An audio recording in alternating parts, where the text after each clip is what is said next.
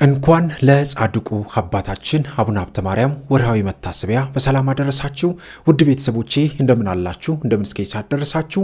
ዛሬም በአዲስ ቪዲዮ ተገናኝተናል። የሚያነቁ የሚያበረታቱ መንፈሳዊነታችንን ከፍ የሚያደርጉ ትምህርቶችን አዘጋጅቻለሁ። እስከ ፕሮግራሙ ፍጻሜ ድረስ ከኔ ጋር ከቆያችሁ ብዙ ነገር እንማማራለን። ለቤቱ አዲስ የሆናችሁ ቻናሉን ሰብስክራይብ አድርጉ። ቪዲዮውን ላይክ እና ሼር እያደረጋችሁ ጀምሩ። ወደ ቪዲዮ በቀጥታ እንሄዳለን። ሰይጣን ከሰው ከወጣ በኋላ መልሶ እንዳይገባ ምን ማድረግ ይቻላል በሚል ርዕስ እንነጋገራለን። ውድ ልዑል እግዚአብሔር ልጆች የተለመደ ስራችሁን ስሩ፣ ለሁሉም ሰው አዳርሱልኝ ማለት ነው። እንግዲህ ሰይጣን ከሰው ልጆች ከወጣ በኋላ መልሶ እንዳይገባ ምን ማድረግ ይቻላል ለሚለው አንደኛ ደረጃ መንፈሱን ለማባረድ ስንጸልየው ከነበረው፣ ስንሰግደው ከነበረው፣ ስንጾመው ከነበረው የተሻለ አብልጠን መጸለይ ያስፈልጋል ማለት ነው። የመጀመሪያው ነገር እሱን ለማስወጣት መጀመሪያ ሰዎች ይጾሙ የነበረው፣ ይሰግዱ የነበረው፣ ይጸልዩ የነበረው መንፈሱ እየታገላቸው አላሰራቸው እያለ እንቅልፍ እያላቸው ድካም እያላቸው ሌላም ችግር እያሸከማቸው ያንን ተቋቁመው ነበር ለማባረር ይታገሉ የነበረውና ከወጣ በኋላ ግን ነፃ ናቸው። ስለዚህ መጀመሪያ ይታገሉት ከነበረው፣ መጀመሪያ ይጸልዩት ከነበረው መዝሙረ ዳዊት የበለጠ፣ መጀመሪያ ይጸልዩ ከነበረው ውዳሴ ማርያም የበለጠ አብዝተው መጸለይ ይገባቸዋል ማለት ነው። ለምን? መንፈሱን ለማሸነፍ። መንፈሱ በዚህ በማቴዎስ ወንጌል ምዕራፍ 12 ቁጥር 43 ላይ እንዲህ ይላል፣ መንፈስ ከሰው ልጆች ከወጣ በኋላ ደረቁን ቦታ ይሄዳል ነው የሚለው። ስለዚህ የሚገባበትን ቦታ አያገኝም። ከዛ በኋላ ተመልሼ ወደ ቀድሞ ቤቴ ልግባ ይላል። የቀድሞ ቤቱ አምሮ አጊጦ ተለስኖ ያገኘዋል። ያ ማለት ምን ማለት ነው? አምሮ ተውቦ አጊጦ ተለስኖ ማለት ምን ማለት ነው ከተባለ ከጾም፣ ከጸሎት፣ ከስግደት፣ ከምጽዋት፣ ከይቅርታ፣ ከበጎ ስራ በሙሉ ሰውየው ርቆ ወደ ነበር የዳንኪራ ስራ፣ ወደ ጭፈራ፣ ወደ መጠጡ፣ ወደ ጫቱ፣ ወደ ሲጋራ፣ ወደ ተለያየ አምልኮ ባይድ ተመልሷል ማለት ነው። ስለዚህ ያ መንፈስ ከዛ በኋላ በተመለሰ ጊዜ ምን እንደሚያደርግ ታውቃላችሁ? ሌሎች 7 አጋንንትን ይዞ ይመለስና ከሱ ጋራ በዛ በሰውየው ላይ ያድራል። ለዛ ሰውየ ግን ከመጀመሪያው የኋለኛው ይከፋበታል ይላል መጽሐፍ ቅዱስ ነው። የማቴዎስ ወንጌል ምዕራፍ 12 ቁጥር 43 ላይ ያለውን ቃል ነው የምነግራችሁ። እስከ 45 አንብቡት። ስለዚህ አንድ ከክፉ መንፈስ ወይም ደግሞ ከሰይጣን የተገላገለ ሰው ሰይጣኑን ለማውጣት ወይም ደግሞ ሰይጣኑን ለማባረር ይታገል ከነበረው ትግል በበለጠ መታገል ያስፈልገዋል ማለት ነው። ሁለተኛ ሰውነቱን ከቂምና ከበቀል መጠበቅ ይኖርበታል። ቂምና በቀል የሰይጣን መያዣ ነው። ስለዚህ ቂም በቀል ምንም ስለማይጠቅም ሰዎች ቂም መያዝ የለባቸውም፣ በቀለኞች መሆን የለባቸውም። ወዲያውኑ ይህንን እርግፍ አድርገው መተው ያስፈልጋል ማለት ነው። ከሶስተኛ ደረጃ የምናየው ደግሞ ቢያንስ ከወር 1 ቀን ስጋው ደሙ መቀበል አለበት። ስጋው ደሙ ምክንያቱም ሰይጣን ከተባረረበት ሰውነት እግዚአብሔር ማደር አለበት። ስለዚህ እግዚአብሔርን ለማሳደር ደግሞ ቅዱስ ስጋውን ክቡር ደሙን በየወሩ 1 ቀን ከተቻለ በየሳምንቱ እሑድ ካልተቻለ ግን በየወሩ 1 ቀን ስጋው ደሙ መቀበል ያስፈልጋል። በየሳምንቱ እሑድ መቀበል በነገራችን ላይ ከባድ አይደለም። እንደ ከባድ ልንቆጥረው አይገባንም። አባቶቻችን በሥርዓት መጽሐፍ ደንግገው አስቀምጠውታል። ሰዎች በየሳምንቱ እሑድ ቅዱስ ስጋውን ክቡር ደሙን ይቀበሉ ብለው አስተምረዋል ማለት ነው። ከባድ ቢሆን ኖሮ አይደነግጉትም። ምክንያቱም መጻሕፍቶቹ የተጻፉት በመንፈስ ቅዱስ ስለሆነ ከባድ አይደለም። ከዛ በመቀጠል በአራተኛ ደረጃ የምናየው ደግሞ በየቀኑ የአምልኮ ስግደት የሚባለውን ስግደት መስገድ አለበት። ያ ማለት ምን ማለት ነው? ለአብ ለወልድ ለመንፈስ ቅዱስ እሰግዳለሁ የሚለውን በየጸሎት ጊዜው ለእመቤታችን ለመስቀል እያልን የምንሰግደው ሰግድ ለእግዝእትነ ማርያም ድንግል ወላዲተ አምላክ ሰግድ ለመስቀል እግዚእነ ኢየሱስ ክርስቶስ እያልን የምንሰግዳቸው ስግደቶች አሉ። እነዚህ 6 ስግደቶች በየጸሎቱ። ስለዚህ በየጸሎት ጊዜያቱ የምንሰግድ ከሆነ ለምሳሌ ጠዋት ላይ 6፣ እንደዚሁ ደግሞ ቀን ላይ 6፣ ማታ ላይ 16 የምንሰግድ ከሆነ ወደ 18 አካባቢ ይደርሳሉ ማለት ነው። በሰባቱም የጸሎት ጊዜያት ግን እነዚህን የምናደርጋቸው ከሆነ ወይም 24 የምንሰግድ ከሆነ ወይም 12 የምንሰግድ ከሆነ ቁጥሩን ማየት ይቻላል ማለት ነው። እና ስለዚህ ለእግዚአብሔር ተንበርክኮ መስገድ ያስፈልጋል። ለእግዚአብሔር ተንበርክከን ስንሰግድ ደግሞ ሰይጣንን እየካድነው እንደሆነ ይታወቃል ማለት ነው። በአምስተኛ ደረጃ 7ቱን አጽዋማት ጠንቅቆ መጾም ያስፈልጋል። ሳይዝረከረኩ 6 ሰዓት፣ 5 ሰዓት፣ 7 ሰዓት ብሎ ሳይዝረከረኩ እስከ 9 ሰዓት ጠንቅቆ መጾም ያስፈልጋል ማለት ነው።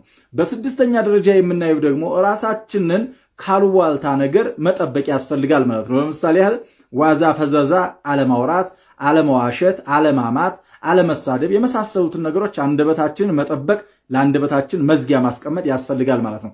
በሰባተኛ ደረጃ ቢያንስ በሳምንት አንድ ቀን ጸበል ቦታ ላይ ሂዶ ራስን መፈተሽና መጠመቅ ያስፈልጋል ማለት ነው። በየቤተ ክርስቲያናቶቻችን ዙሪያ በየአብያተ ክርስቲያናቶቻችን ዙሪያ የጸበል ቦታዎች ስላሉ እዛ ላይ መሞከር ያስፈልጋል፣ መጸበል ያስፈልጋል ማለት ነው።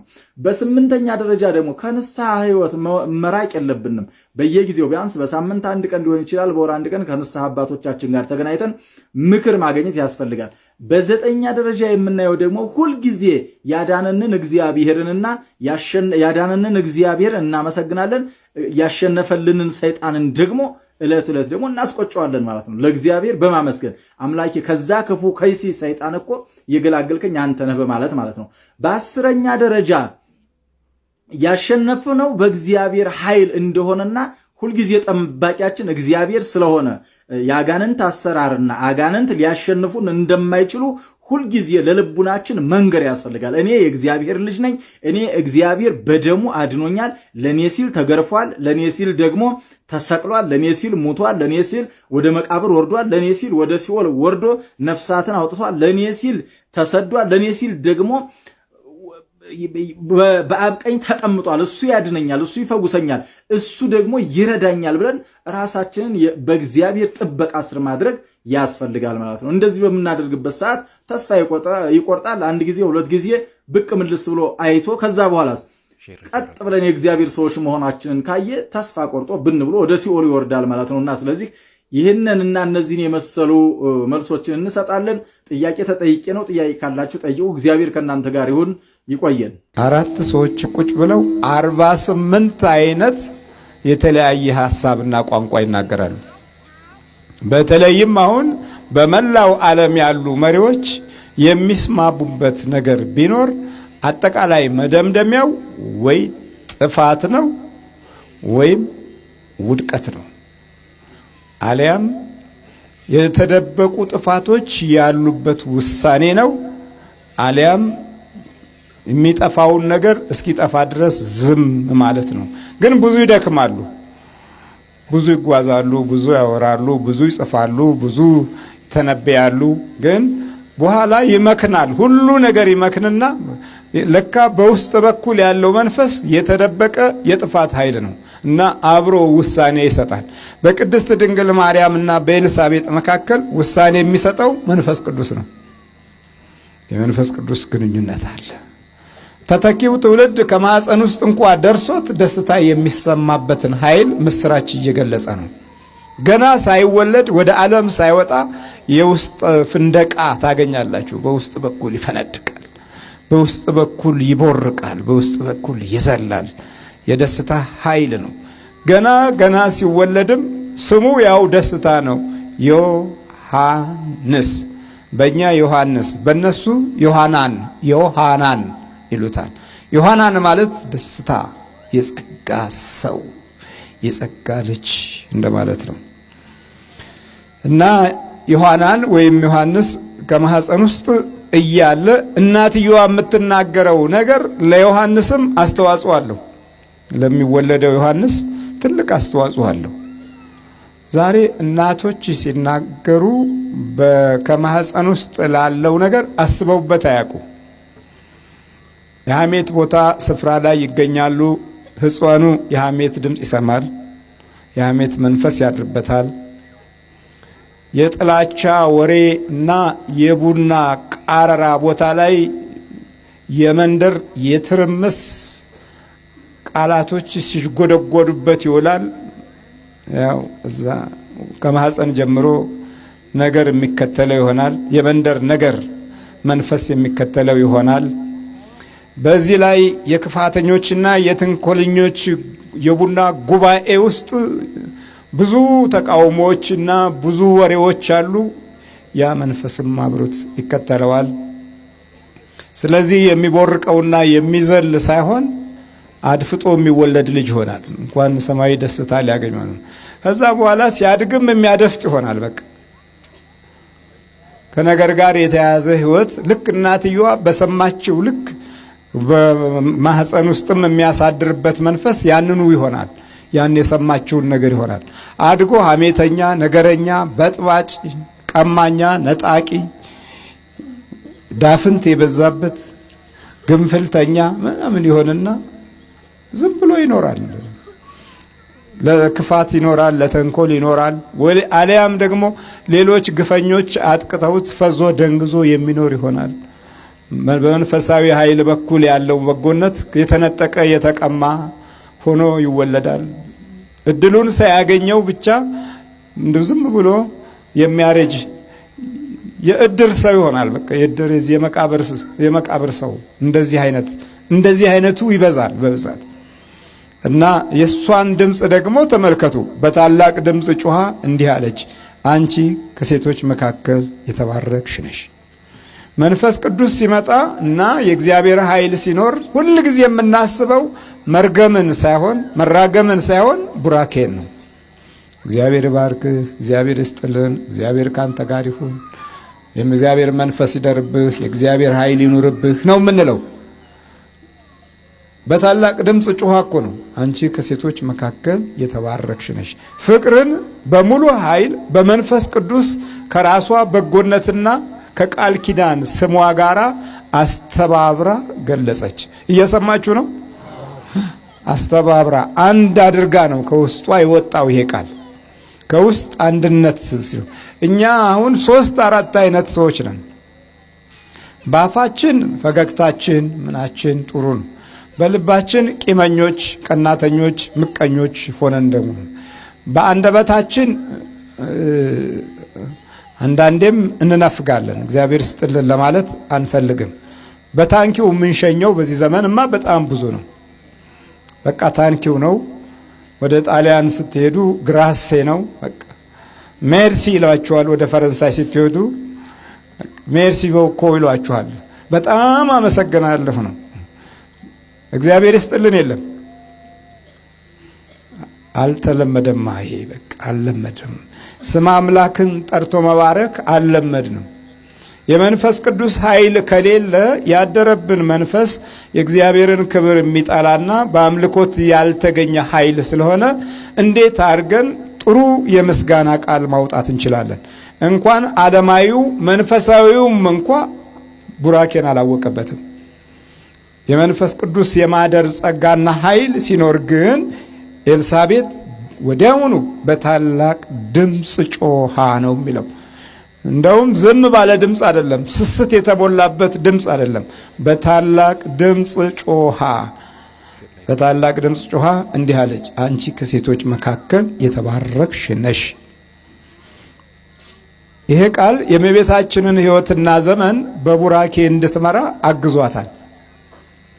የኤልሳቤጥ የበጎነት ፍቅር ከህሊናዋ የማይጠፋ በአዲስ ኪዳን ውስጥ ከምታስታውሳቸው ድንግል ማርያም ዋናዋ ሆና የምትገኘው አንዷ ኤልሳቤጥ ናት።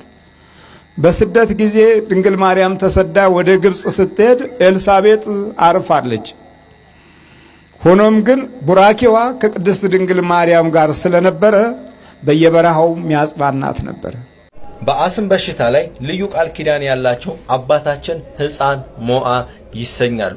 በእውኑ ምንድነው ቃል ኪዳናቸው? ወር በገባ በ25ስ ብናስባቸው ምን በረከትን እናገኛለን? ከቦታቸውስ ብንገኝ ምን አይነት ፈውሰ ስጋ ፈውሰ ድህነት እናገኛለን? ፈውሰ ነፍስ የሚለውን አብረን የምናይ ይሆናል። በእውኑ በሕክምናው ዓለም አስም ተብሎ ይጠራል። እንደዚሁም ይጠይቋቸዋል ዶክተሮቹ፣ አስም በቤተሰባችሁ በዘር አለ ወይ ብሎ ሲጠይቋችሁ አዎ ትላላችሁ።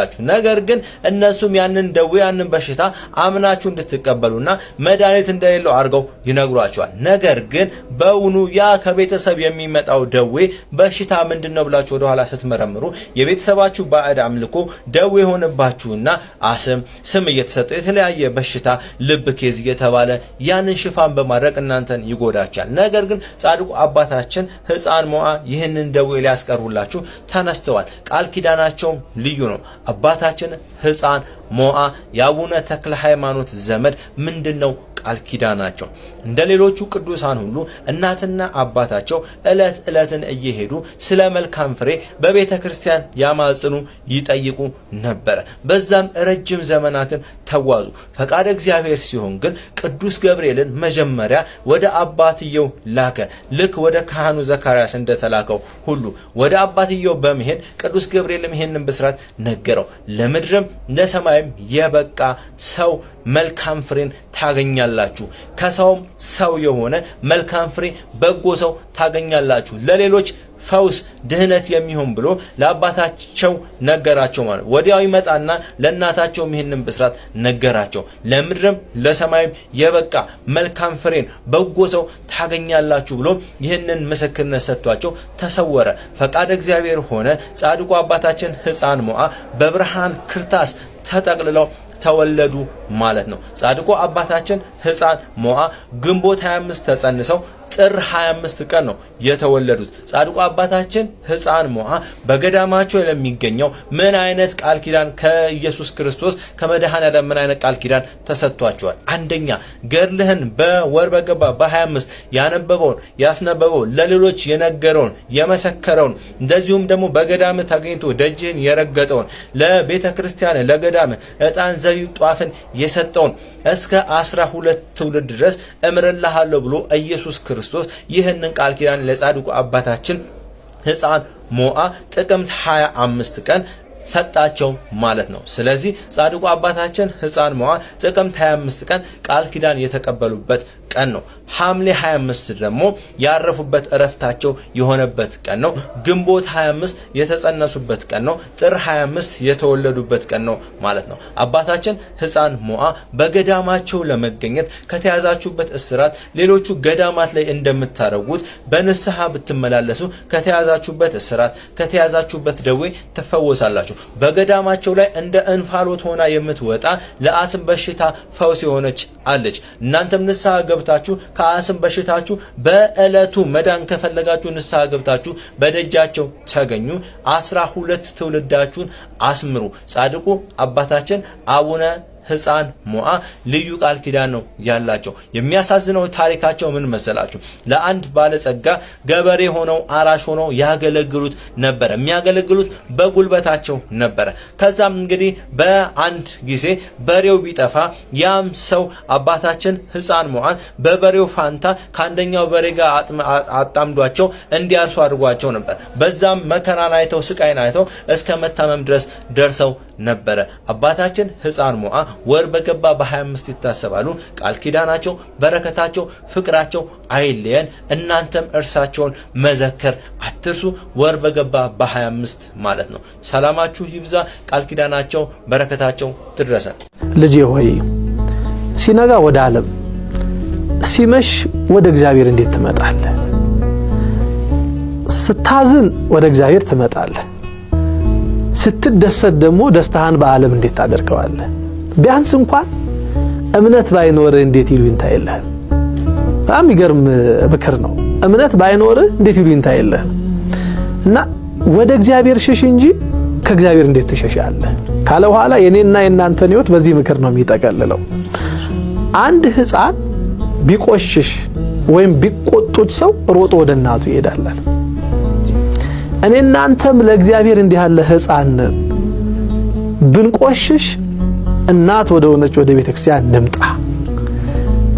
በኃጢአታችን ምክንያት ብናጎነብስ ወደ እሷ እንምጣ። እሷ በንስሐ ሳሙና አጥባ እኔ እናንተን አቅንታ እውነተኛ ልጇ ታደርገናለች እና ቤተክርስቲያን እንዲህ አርጋ ነው። አየ እንደው በጭንቅ መታሃል በደስታ አጣው ብላት መልሰህ አንተ ሲነጋ መች ሲበራ ወደ እኔ ትመጣለህ? ሲመሽ ነው እኮ እኔን የምትፈልገኝ አትልህም። አየ አንዱ ሚስጥራተ ቤተክርስቲያንን አስፈላጊ መሆኑን የምታውቀው እኔና እናንተ ተስፋ እየቆረጥን ነው ከሃይማኖት እንዳንወጣ ይሄማ አይቻልም ማለት ነው እያለን እንዳንደነዝዝ እንዲህ ያለ ስርዓትን ሰርታ እንዲህ ያለ የንስሐን ሕይወት ገንዘብ አድርጋ በሚስጥራት ውስጥ እኔና እናንተን ቆይታ አብራ እየመጋገበች ታኖረናለች።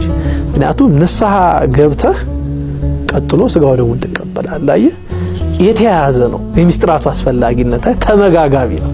ለዚህ አስፈላጊነቱ ከዚህ በመነሳት እኛ ወደ ህይወት እንድንመጣና ድነት አግኝተን ከእግዚአብሔር ጋር ጸጋችን እየጠበቀን እንድንኖር አስፈላጊ በመሆኑ አንዱ ይሄ ከሆነ ታዲያ ንስሐ ማን ጀመረው የሚለው ነገር ደግሞ እሱ መሰረታዊ ጥያቄ ነው። እንግዲህ እንደምናውቀው ንስሐ የተጀመረው ያው ከአዳምና ከሔዋን መበደል በኋላ ነው። እኔ ይሄ ራሱ ክርስቲያኖች ልብ ብለን የአዳምና የሔዋንን ታሪክ ራሱ ከገባን እግዚአብሔር ንስሐችን እንዴት እንደሚቀበለን ማሳያ እንደሆነ ራሱ ምክንያቱም አዳምና ሔዋን አትብሉ የተባሉትን ያን ዕፀ በለስ በሉ፣ ትእዛዝ እግዚአብሔርን አፈረሱ። ያፈረሱት በምን ምክንያት ነው?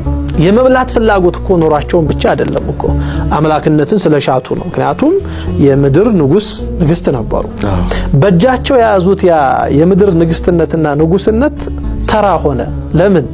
ከእንደገና ሰማያዊ ንጉስ የሚለው ሐሳብ በልቦናቸው ማቀንቀን ሲጀምር ማለት ነው። ምክንያቱም ሰይጣን በእባብ አድርጎ አንዱ ያመጣው ሐሳብ እሱን ነው። ምድራዊውም አለ አዲስ ነገር አይደለም። ስለዚህ ያልታየውን ነገር አምጥቶ መሳል ፈለገ በሔዋን ልብ ውስጥ። አየህ እንደው ያ ታላቅ ሊቅ ያለው ነገር ለዚህ በጣም ይጠቅማል። አዳምና ሔዋን እግዚአብሔርን መሆን የፈለጉት ያለ እግዚአብሔር ነው ይላል። መሆን የፈለጉት አዳምና ሔዋን እግዚአብሔር ነው፣ ግን እግዚአብሔር መሆን የፈለጉት ራሱ ያለ እግዚአብሔር ነው። ተመልከት፣ የሰጣቸውን ምድራዊ ንግስናውን ራሱ በቅጡ አልተረዱትም፣ አላወቁትም። እና ብዙዎቻችን እኮ እንደዚያ ነን አይደል? ያለ እግዚአብሔር የሌለበትን ነገር ብዙዎቻችን እግዚአብሔር እንደሚቀበለው አድርገን የምናስበው ብዙ ነገሮች አሉ። እያደረግነው ያለነው ነገር እኮ እግዚአብሔር እንደሚቀበለው እርግጠኞች ነን እኛ፣ ግን ደግሞ እግዚአብሔር የማይቀበለው የሚጸየፈው ሐሳብ ሊሆን ይችላል። ግን በእግዚአብሔር ስምም ሊሆን ይችላል ይሄንን ምን አድርገው ብዙዎቻችንና ያለ እግዚአብሔር እነሱ እግዚአብሔርነቱን ፈለጉት። ስለዚህ በዚህ የተነሳ ያንን ዕፀ በለስ በሉላችን እንደምናውቀው። ከዚያ በኋላ ያው ያጸጋቸው ተገፈፈ። ታዲያ ይኸውልህ አዳምና ሔዋን ያን ዕፀ በለስ እንደበሉ እግዚአብሔር አምላክ ተገልጦ በቃ ከትእዛዜ ስለወጣችሁ ምሬያቸዋለሁ፣ ይቅር ብያቸዋለሁ አላላቸውም። ይሄንን የምታየው እግዚአብሔር መጀመሪያ ወደ አዳም የመጣው አዳም ወዴት ነው ብሎ። ምክንያቱም አዳም ጸጋውን አጥቷል፣ ተገፏል፣ ተሸሸኩ ራቁቴንም ሆንኩኝ ነው ያለው። እና ከዚያ በኋላ ያው አንተ ሕይወት ሆነ ረዳት ሆነ ብለህ የሰጠኝ ሴት እንዲህ ያለውን ትእዛዝን እንዳፈርስ ዕፀ በለስን እንድበላ አደረገችኝ ብሎ አዳም ከኃጢያቱ የመመለስ ዝንባሌ ያልነበረው ማየ። ምክንያቱም ለጥፋቱ ራሱን ተወቃሽ ማድረግ ሲገባው ረዳት ሆነ ብለህ የሰጠኝ ሴት አሳሳተችኝ የሚል ምክንያት ነው ያቀረበው። ይሄ የአዳም ምክንያትነት በነገራችን ዛሬ በእያንዳንዳችን ሕይወት ውስጥ አለ። እስኪ ዝም ብለን ራሳችንን እንፈትሸው። አሁን ስትሰርቅ አንዱ ሰይጣን የሚያቀብል ሐሳብ ምንድነው? ትክክል ነው፣ መስረቅ እኮ አልነበረብህም፣ ግን የሰረከው ልጅህ እኮ ታሞ ስለሆነ ነው። የሰረከው እኮ ቤት ውስጥ ያለውን አስቤዛ ማሟላት እኮ ስላልቻልክ ነው። የሰረከው እኮ እንዲህ የሆኑ እኮ ጉዳዮች ስላሉብህ ነው እንጂ እኮ አንተ ድሮ መስረቅ አትፈልግም ነበር የሚል ሐሳብ ያቀርብልሃል። አየህ፣ ይሄ ልክ ለአዳም የቀረበው ሐሳብ ነው። ምንም ዛሬ ትላንት የነበረው ሰይጣን ነው ዛሬም ያለው፣ አዲስ ነገር የለውም። እና ወደ እግዚአብሔር እንዳንቀርብ አየህ፣ ፊቱ እንዳንበረከክ በድያለሁ እንዳንል ራሱ የሰይጣን ክፋቱ በነገራችን ላይ የመጀመሪያው መንገድ ኃጢአት እንድትሰራ ይገፋፋል። ገፋፍቶ አንተም በልቦና ላይ ያንን ኃጢአት ተቀብለው ኃጢአት ከሰራህ በኋላ ደግሞ እንዳትመለስ ምክንያት ደግሞ ያቀርብልሃል። እንዲከፋ እንዲሆን ማለት ነው። ምክንያት ያቀርብልሃል። ዝሙት እኮ የፈጸምከው እንዲህ እኮ ስለሆነ እኮ አንተ እኮ በቤትህ ያንን ነገር እኮ እንዲህ እኮ ስላጋጠመህ እኮ ወደህ እኮ አይደለም ተገፍተህ እኮ ነው እንዲሆንከው ይላል። እንዳትጸጸት ነው። ምክንያቱም ከተጸጸትክ ካዘንክ ቅድም እንዳለን በፍቺው መሰረት ክፉ አመልህን ከተውክ ከእግዚአብሔር የምታገኘው ጸጋ ምን አይነት እንደሆነ ራሱ ሰይጣን ያውቀዋል። ስለዚህ አዳም ምክንያት አቀረበ። አየህ፣ ያን ጊዜ ሔዋንን ሲያገኛት ምንድነው ያለው? አጥንቷ ከአጥንቴ ስጋዋ ከስጋዬ ስለሆነ ሴት ትባል ብሎ እግዚአብሔርን ያመሰገነው አዳም ልክ ዕፀ በለስ ሲበላ ግን አንተ የሰጠኝ ሴት ማለት ጀመረ። አየህ፣ ይሄ አዳም በዛ ሰዓት ስላጠፋው ጥፋት እንኳን እግዚአብሔርን ይቅር እንዲለው እንዲጸጸት እንዲያዝን ልቡ ገና ምክንያት አልነበረውም ነበር። አንዱ ይሄ የሚነግረን እሱ ነው። ከዚያ አዳም መጸጸቱን ወደ እግዚአብሔር መመለሱን ከእንዲህ ያለ ህይወት ወጥቶ እግዚአብሔርን ማግኘት እስኪጀምር ድረስ እግዚአብሔር ለአዳም የንስሐው ህይወቱን አይቶ የገባለት ቃል ኪዳን አልነበረም። ለምን ካልን አዳም በሰራው ስህተት ጥፋቱን አሁን አልተጸጸተም ነበር። በዚያ ሰዓት